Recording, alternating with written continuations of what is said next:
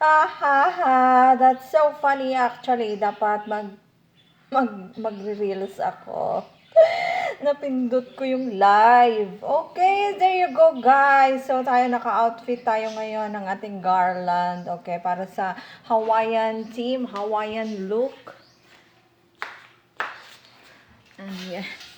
Sige, tuloy-tuloy na natin ang mag-live kwentuhan. Ayan. Okay ba yan? Okay ba yan? Naka-headband na lang sa akin. So, this is way too cool. Now, it's summertime. So, uso-uso yung mga floral and colorful looks.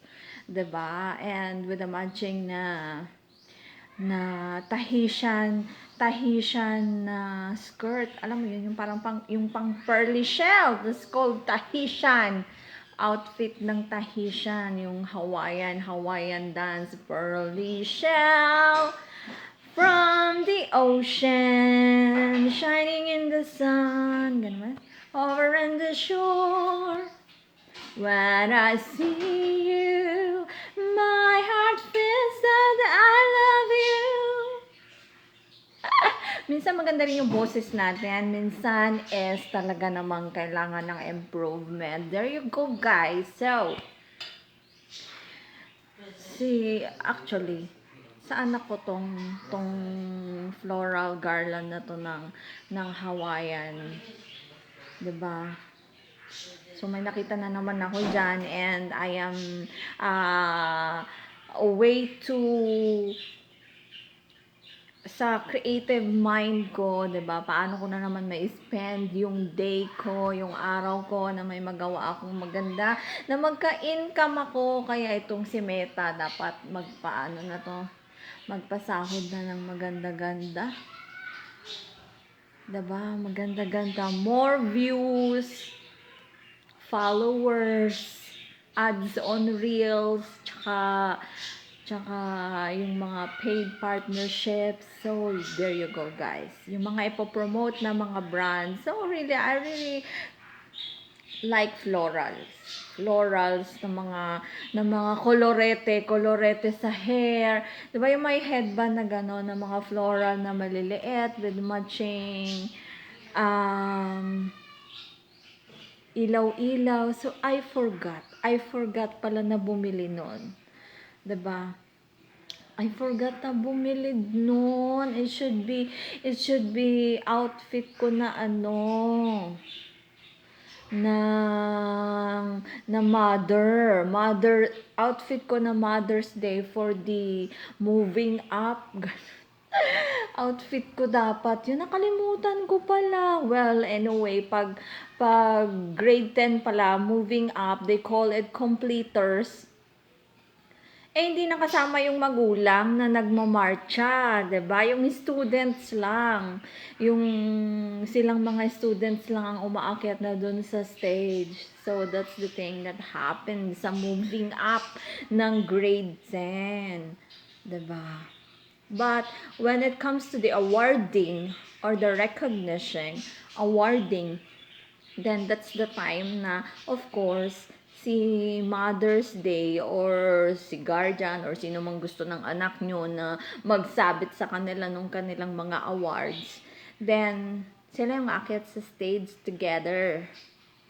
Diba? But during the event ng moving up is hindi nakasama yung parents, 'di ba? But sa mga graduation days, kasama yung parent na mag-march pataas ng stage, paakyat ng stage, right? It so happened kasi 'di ba, ilang mga years is pandemic. So, yung mga graduate ng grade 11 and 12 previously ay mga online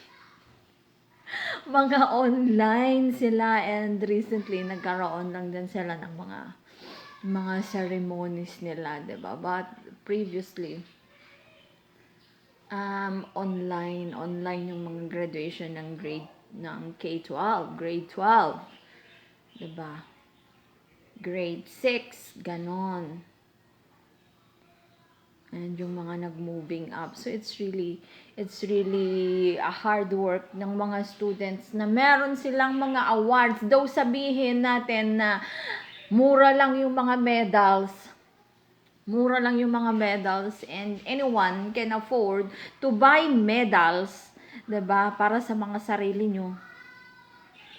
But to receive an award is really an honor, 'di ba? Na hindi ka nag-cheat sa sarili mo na etong award na to is na-receive ko talaga because of my hard works, because of my dedication, 'di ba? And because I showed my knowledge, my skills and talents sa aking pag-aaral. So I am appreciated ng school namin, 'di ba? So that's it. And what else? So, wag nating sa mga dear students, sa mga dear na mga anak, wag natin iisipin or wag nating sasabihin na mura lang pala tong medal na to. I can buy it for myself. Kahit joke yun. Then dapat parang hindi na ako nag-aral ng mabuti. Kaya ko pa naman palang bumili nito. That is kahit joke, kahit para lang may mai-content, it's not good, di ba? Because being a Filipino citizen, dapat at the youngest age, nagsisimula na dyan kung paano tayo mag-asal tao. Di ba? Paano tayo maging asal tao? Paano tayo magiging yaman ng bansa natin? So, that's it. Ako, naging OFW na ako. So, isa na akong bayani. It's like that. So, wag tayong, but I am not so, ano ba tawag dun? Hindi ko siya binuboast. Diba? But instead, yung mga natutunan ko, I'm sharing it for free with you guys. Diba? Kung gusto niyo akong bayaran, ay okay lang naman yon. Mas gusto ko yon, diba? Kaya lang itong si Meta, yan, nagpapasahod ka sa social content, social media content natin. But kung gusto niyo akong bayaran, sponsoran, that will be better. That will be better, diba? You can call me. You can reach me, guys, any time of the day. Diba? So, it's my pleasure to help you. May bayad or wala, consult me. Just wear your good attitude, okay? Wear your good attitude because gaya ng mga sinasabi ko sa mga anak ko, already nakakapag-aral kayo. It should be, habang tumataas yung level ng education nyo, mas lalo kayong nagiging humble. Why? Kasi mas lalong yung natututunan nyo ay dumadami. Mas nagiging na-expand na yung knowledge nyo sa surroundings.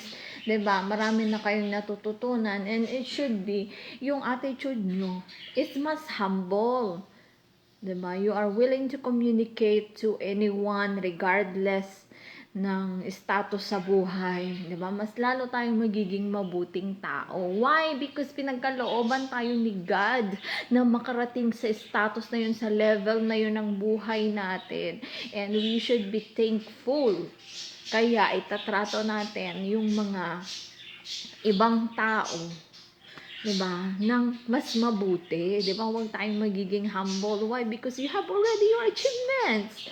Bakit mo pa ikukumpit yung mga tao, diba? You have your achievements already. Blessing sa'yo yan. So, what matters most is being an achiever, being a degree holder, mas maging mabuti tayong tao, diba? Hindi yung mas maraming kang natutunan, mas mataas yung level mo sa education, mas mataas yung level mo sa society, mas masyado kang magiging abuse of the authority mo, diba?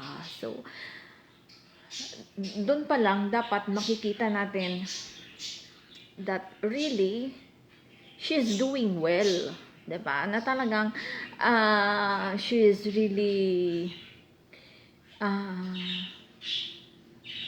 down to earth pa rin siya, and she is humble, na yun na yung narating niya sa buhay niya, diba? Hindi tayo nagre-reject ng tao, we are not shouting other people, Diba? Let's treat them good. So, yan yung dapat pa rin na magkaroon na i-wear natin na attitude. Diba? Na maging makatao pa rin tayo. Mas lalo dapat tayong magiging tao. Diba? Kasi mas tumataas yung level ng education natin, yung knowledge natin, diba? So that's it. That's so good na mas magiging ano tayo, magalang sa mga tao. Right? So, sa mga dear students, diba? Yung mga skills natin, kung saan tayo magaling, we need to develop. We need to develop, we need to train, we need to focus, 'di ba? Mag-research tayo for the additional learning para sa mas ikauunlad pa nung gusto nating gawin. Like example, artist like mag-drawing, ganon, or some music. 'Di ba? So we need to fight for it. Hindi naman awayin mo yung magulang mo, hindi naman ganoon. But we need to take courage na ito yung gusto natin. 'Di ba? Kasi later on ikaw pa rin yung magpe-perform. Ikaw pa rin yung magpe-perform sa buhay mo, mag-i-income sa sarili mo, 'di ba? Ikaw pa rin 'yon. So we need to perform, we need to make a plan. Ano yung gusto natin sa buhay? We need to make a plan. At this very young age, I should have this. Diba? And of course, pag magpa-plan tayo, let's pray for it. And it doesn't mean na pag nag-plan tayo, is yun na. Diba? Meron pa rin talagang plan si God sa atin na mas mabuti. But it's better to have a plan para may focus tayo. Kaya nga yan is God's will. Kasi pag ipinagkaloob sa atin, that's good. Diba? Pag hindi ipinagkaloob, baka may mas magandang plan si God sa atin. Because His plan is to prosper us, not to harm us. Bakit ako nabubulol? So, yes, there you go, guys. Alam nyo ba na meron ako dating headband na may floral? Ito naman, lumaki. Thank you, Lord. Lumaki yung floral. Subukan nating iganyan. Naku, wag ka mapuputol.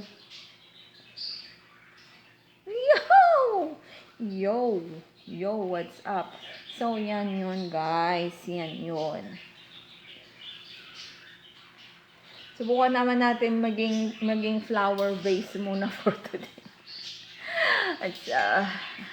Just I'm making you laugh, guys. Siyempre, ayoko maging flower vase. But, what I mean is, just because of this floral na inilagay ko sa ulo ko, 'di ba? So, yay! There you go. Yay! So, sa mga graduates at nag-moving up, it's a good news to everyone, 'di ba? Yung mga moving up ngayon ng grade 10, yung as far dun sa nabasa natin, na pinasa nila na sa education na law na bill ba yun? O basta yung pinasa nila sa education regarding sa acceleration ng 11 and 12. Diba? Na pag grade 10 is mag-i-exam sila. And that is implemented pa next year, next school year. Dapat ngayon na, diba? Dapat urgent. Now. Implemented now. Diba? Naipasa na rin lang yung batas, di dapat implemented ngayon. Tapos college na rin yung mga students.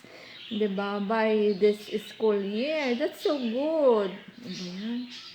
Bakit next year pa? So, calling the attention of the Secretary of Education to take action.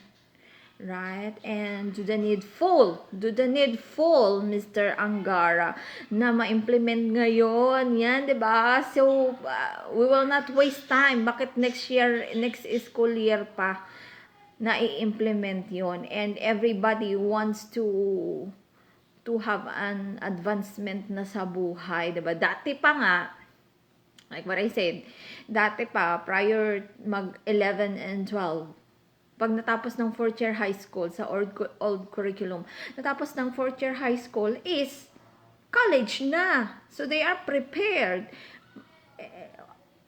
Lalo na sa paglipas ng panahon, nagiging advanced naman yung skills in teaching. Di mas lalong prepared yung mga students na mag-college. 'Di ba? Kaya lang, as far as we are competing worldwide para sa ating education system, ano ba yun? May kumakatok. Kailangan natin ng mag-advancement. Kailangan pa rin ng 11 and 12. Hello! Si Raven, lumabas kasama nung ibon niya. Pero dala niya yung cellphone niya. Pwede mo siyang matawagan. Sige.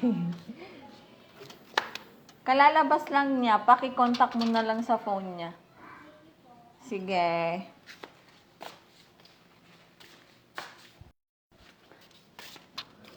Lumabas siya, kaya nagagamit ko tong flower niya. Sige.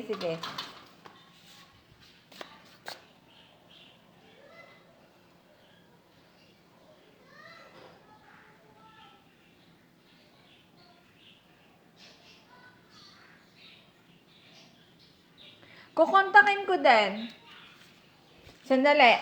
Kitatawagan ko. Yo, nasan kaya yung ginagamit kong cellphone?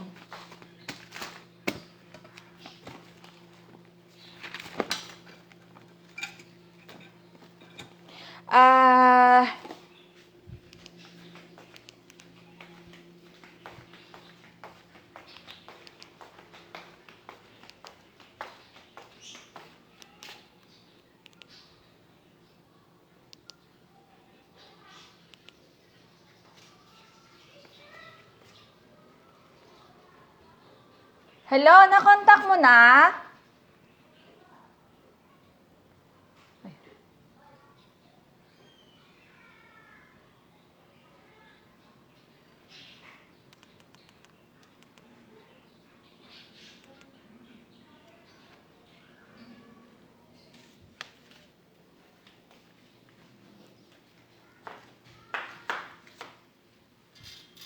Yun. Hello sa aking viewer, si Marilo Abalos Nacorda Torres. Hello.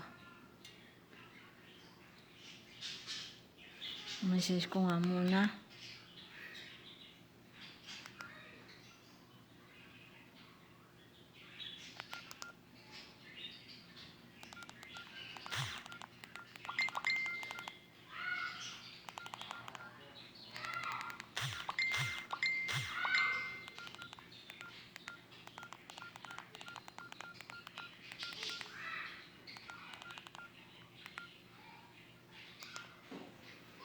Yo, there you go guys, there you go. So it's Holy Week, so Holy Week Monday. So kahapon sa mga ibang religion, so kahapon nag-start na ang Palm Sunday. So yan yung Sunday ng Palaspas, 'di ba? Sunday ng Palaspas, and Monday, Tuesday, tomorrow, Wednesday, ano ba yan? Maundy, Thursday, Good Friday, Black Saturday, and Easter Sunday, yung mga itlog, 'di ba? So tago yung mga itlog nyo. Itago yung mga itlog nyo ng linggo. Ihahunt nila yung mga itlog. 'Di ba? Mag-hunt ng mga itlog. 'Di ba yung mga bata may mga costumes and bibigyan sila mga candies, chocolates, 'di ba? So yan. Well, just to tell you honestly, guys, that is worldly na activities, and as far as I know sa religion namin, we are not anong tawag doon? Practicing yung ganyang teaching or We are not cooperating sa mga ganong teaching. But yan yung mga nakikita ko sa surroundings na yung mga bata naghahunt ng eggs, tas binibigyan ng mga candies, 'di ba? Tas yung si palaspas, 'di ba? So yan sa mga beliefs ng mga ibang mga Christians, 'di ba? So what matters the most, guys, ang kailangan natin is magbasa ng Bible natin. Kasi yung mga teachings, godly teachings is nasa Bible on how we are living in a godly way, what God wants us to do, 'di ba? To preach the gospel, to know more about the gospel for the salvation, and magrepent sa mga kasalanan and magpabautismo. Yan talaga yung gustong ipagawa sa atin ni God. Why? Para maligtas tayo na huwag tayong mapunta sa hell. 'Di ba? So yun talaga. When it comes to celebrating ng mga worldly na mga occasions, 'di ba? Mababasa rin talaga natin yung mga festivals na nasa-celebrate dun sa Bible. So, that's it, guys. So yun nga, since we are talking about the iba't ibang mga celebration, graduation, summertime, 'di ba? Yung mga activities during summertime, and that's it, guys, na unang-una sa graduation nga regarding dun sa mga medals na marireceive ng mga students. Don't say na mura lang pala niyan, I can afford to buy that and give my children, or kayang kong bumili niyan para may baon. But what matters most is paano ka nagkaroon nun, 'di ba? Na binigyan ka from the school, donated by, lalo na ganyan sa mga sports, when it comes to the public school, yung mga medals niyan, mga trophies. Kasi yung iba, nagbibigay sila ng award, as in medals talaga, individually, dun sa mga athletes, 'di ba? Kung sa team is binibigyan pa rin talaga nila yan ng medals isa-isa. Meron ding trophy yung binibigay. So, depende sa kanila anong trip nila. Anong gusto nila, 'di ba? Ibigay sa inyo trophy as a team or medal pa rin kapag athletes. But aside from that, yung school, nire-recognize pa rin yung player when it comes to the end of the school year, and ang binibigay is medal. Diba? On that day na nagkaroon kayo ng event, during the awarding, ang binibigay is like trophy. But yung school, on the end of the school year, during the recognition or awarding para sa mga appreciation ng mga good jobs ng mga students sa kanilang mga respected school, is medals yung binibigay. So medals, how it happens na halimbawa, yung first honor nyo, mas maraming medal itong si second honors, 'di ba? Kasi nga, itong si second honors, maraming sinasalihan na extracurricular activities, beauty contest, panlaban ng beauty contest, panlaban ng quiz bee, sa sports pa, lumadlaban siya, player ng school, 'di ba? So, ilan na 'yon, 'di ba?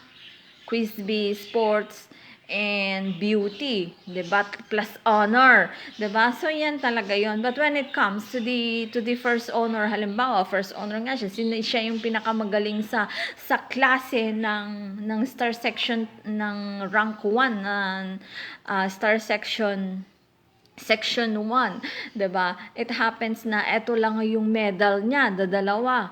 Why? Kasi nga yung bilang valedictorian niya and yung mga sinasalihan niyang quiz bee na nananalo siya, it really happened that way, 'di ba? But when it comes to the extracurricular activities, mas marami ang nasasalihan nitong si second honors, kaya well appreciated siya dun sa mga nasasalihan niya, kasi meron pa rin silang mga anong tawag dun? Halimbawa, sa volleyball, sila yung nanalo, winner, ano ba yan? Winner, may first, may second, 'di ba? May ganon. So up to second. So mabibigyan pa rin yan ng award. So may medal pa din. That it is really happening na pangyayari talaga. And the overall na achievement sa klase, yung first honor is siya yung mataas ang grades, kaya siya yung first honor. Kaya lang sa mga extracurricular activities or ibang mga kapaki-pakinabang activities ng school is hindi siya sumasali, quiz lang, 'di ba? So that's it. Na it's real thing na nangyayari yon, lalo na yung exam is 20% lang. Yung exam periodical 20% lang, 'di ba? And yung 80% malaki yung pinanggagalingan niyo, exam 20% lang. So kailangan mong nang mabuo yung 80% coming from thank you Lord, from projects, tsaka ayun, recitation. So kailangan magbibuhan kayo kahit mali yung sagot nyo, taas kayo ng kamay, 'di ba? Kasi sagot, 'di ba? Kasi nga mas natatandaan kayo ng teacher. Nagkakaroon kayo ng bonding ni teacher. So bawal ang favoritism. Kaya lang mas madali kang ma-recognize ni madam, 'di ba? Pag medyo active tayo, madali tayong ma-recognize ni madam, and best in attitude. Papasok tayo doon sa pagpapakatao. Ano ba yan? Di ba yung may A, outstanding, B, C, D, needs improvement, di ba? So, yan yun, guys, na kailangan nating i-consider when we are studying. Kailangan din nating i-consider yung maging bibo tayo sa madam. Di ba? Maging helpful tayo sa mga kaklase. Diba, kahit hindi ka ganong katalino, ay bida ka sa classroom, sa school, kasi popular ka, daig mo pa ang ang number 1 or top 1 ng klase sa popularity. Yeah, popularity mo plus popularity ng rank 1, 'di ba? Yun. It's really work together. Hi to Jessica Nite. Hello. So, ganon guys, na kailangan natin pag sa classroom na i-perform is recitation. And ayun nga, yung mga projects. So, kailangan yung mga projects mo is talaga din na on time. Talagang on time. Tsaka, yung presentable din yung pagkakagawa. 'Di ba? At saka ang importante doon is on time. Kasi pag on time, nandyan yung perfect pa yung score ni teacher. Halimbawa, pinakamataas ni teacher is pag on time yung project is 100%, 'di ba?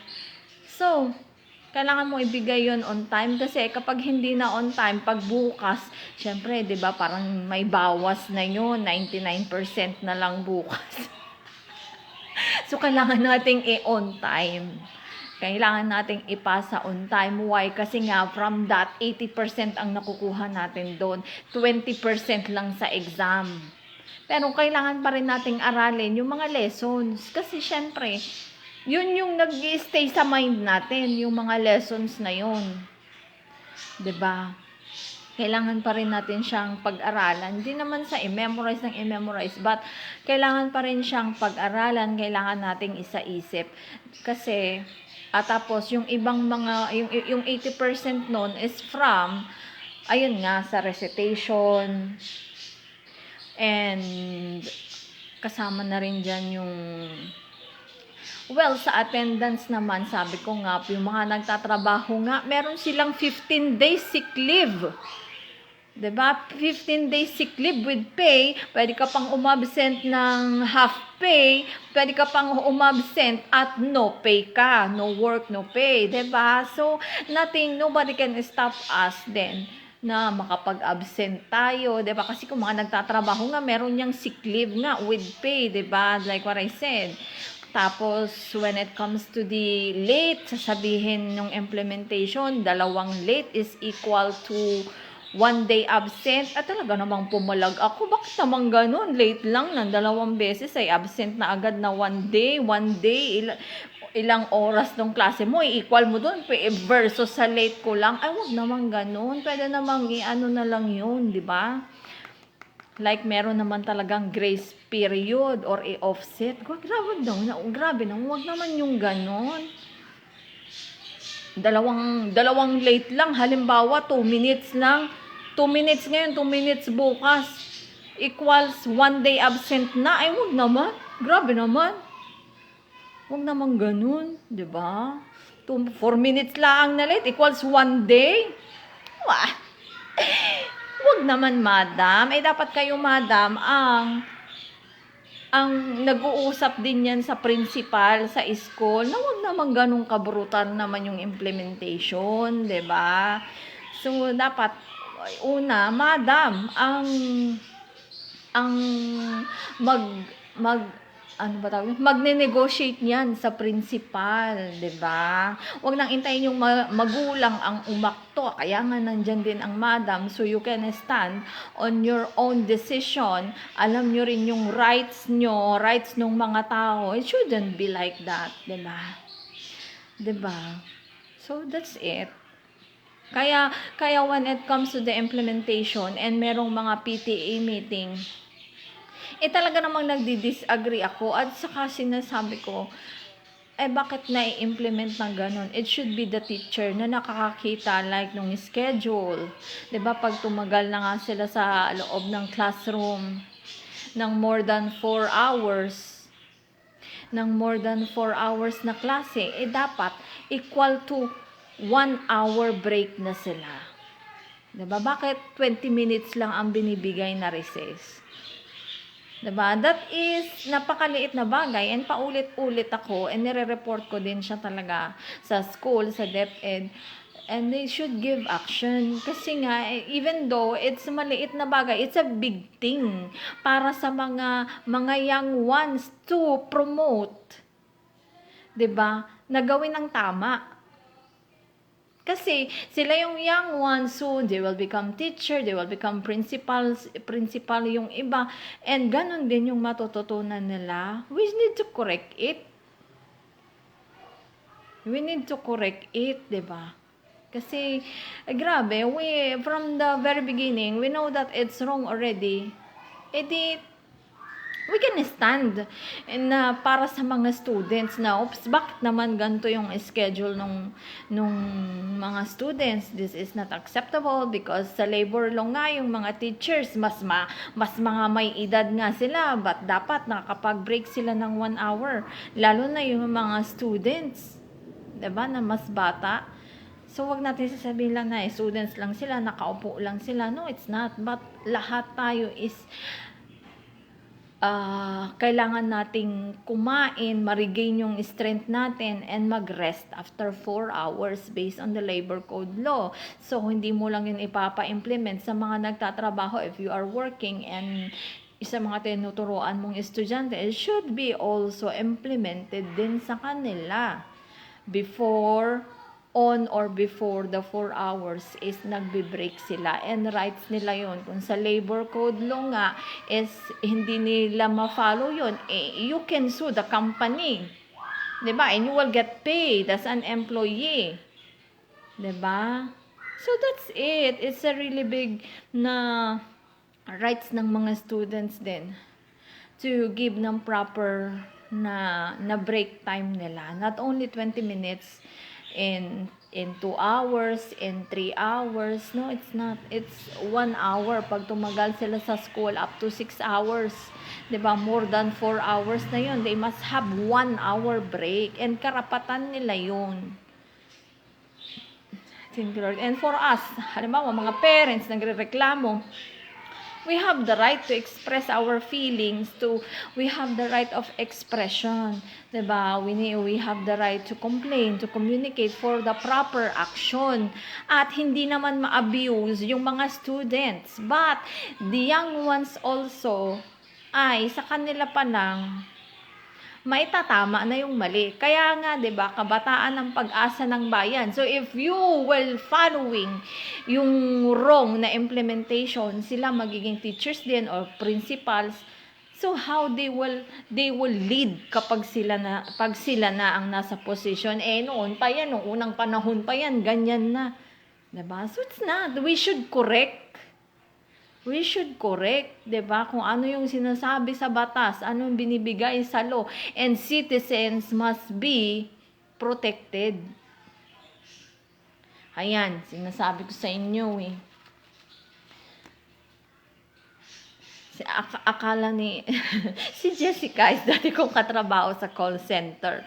Okay, so akala lang siguro nila is nakikipag-negotiate lang ako over the phone sa customer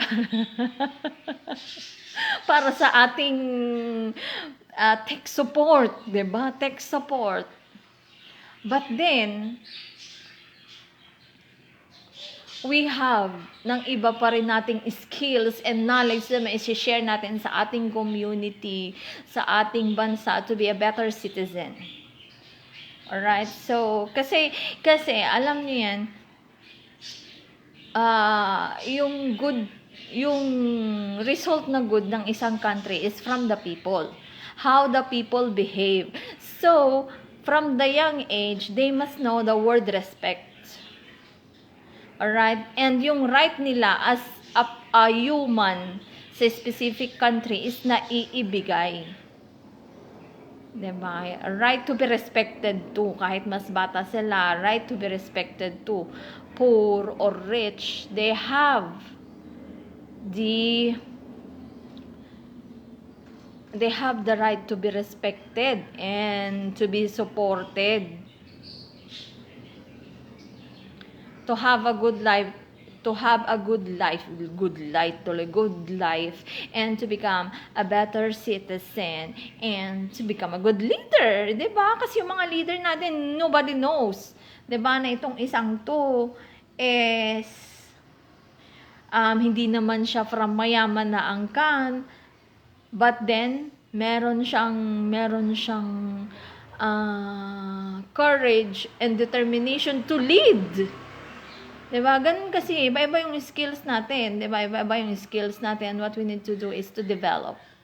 To develop, guys, and to support each one. Diba? So, kaya nga, yung mga young ones natin, sasabihin natin, kabataan, pag-asa ng bayan, how and what way? Diba? So, yung nakikita natin na mali sa gobyerno, sa surroundings, itama na natin from now. Gagaya ng mga implementations ng mga law and rules and procedure. Napakaliit na halimbawa is yung pagbigay na implementation ng breaks sa mga students ng recess, na nasa 6 hours sila sa klase to 7 hours, bibigyan nyo lang ng 20 minutes na recess. That is not acceptable. If you are working and yan yung break mo, that is not acceptable, kasi 1 hour pa nga ang allowed na by the law na break, 'di ba? Sa labor law ng mga empleyado. Tapos sa mga students, bibigyan nyo lang ng 20 minutes. Grabe, nakailang na ako nito. Nakailang video na ako calling for the attention, na-report ko na rin sa school, na-report ko na rin sa Department of Education. Napakaliit na issue, but then it has a big impact. Just because yung mga dinedevelop natin na young ones, they are the future leaders. And kaya sasabihin yung kabataan, pag-asa ng bayan, in what way? So you must help them now.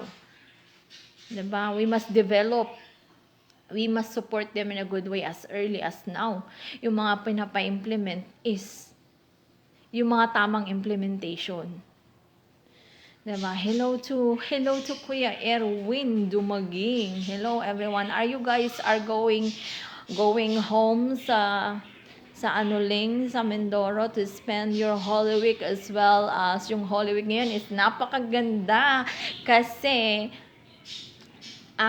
tama-tama na founding anniversary nung lugar natin sa Evangelista Nauhan Oriental, Mindoro, the 100 years of celebration ng founding anniversary ng Barangay Evangelista Nauhan Oriental, Mindoro. Alright, and they will gonna have ng role play. They call it Migrante. It starts from that year na nag-migrate yung mga ancestors from the Pangasinan going to Mindoro. Diba? Oriental Mindoro Evangelista. So that was 1925. So ngayon is 2025. Kaya nga it's 100 years of celebration ng existing ang Barangay Evangelista Nauhan Oriental Mindoro that was then before it's so called Anuling. Alright, and I'm so proud, yay! Na lolo ko is the founder of the Barangay Evangelista Nauhan Oriental Mindoro, Lolo Carlos Lumanang ko. But I need to double check regarding Lolo Simeon. Diba? Lolo Simeon Lumanang and Lolo Carlos Lumanang, but then kasi the first Teniente del Barrio, kasi dati ang barangay captain they call it Teniente del Barrio. Teniente del Barrio is my Lolo Simeon that was from 1925 appointed by the mayor ng city mayor is the Nauhan, diba? So that's kaya nga yung lolo ko, kasi ang naabutan ko na lang is yung lolo Ochong ko, yung father ng mother ko, is, I know that he is well known sa Nauhan. Diba? Kasi yung mga kaamigo or mga friends niya was before a politician, mga ganon, just because of the ancestry.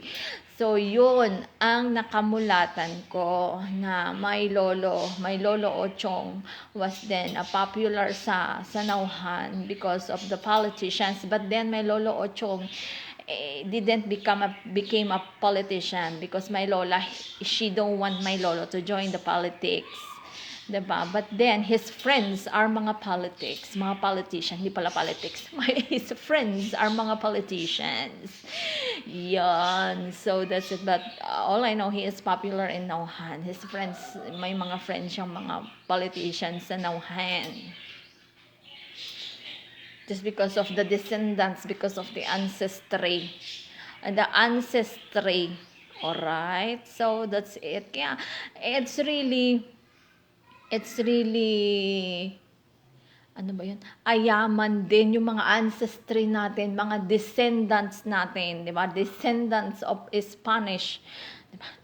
Descendants of Spain, di ba? Kaya beauty ng Spain, chun chun chun, di ba? Parang ganon. So, yan. Eto na naman at nakipagkwentuhan kayo sa akin. So, there you go, guys. Thank you for joining me with my live. And, yes, it's almost 6 p.m.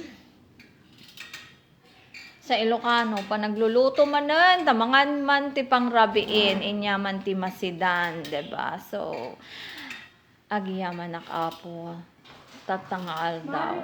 Alright? So, that's it for today. See you again. Ito na si Ben. Ben, inanap ka nung kaklase mo. Sabi ko, tawagan ka. Tapos tinatawagan kita, kinakancel mo yun.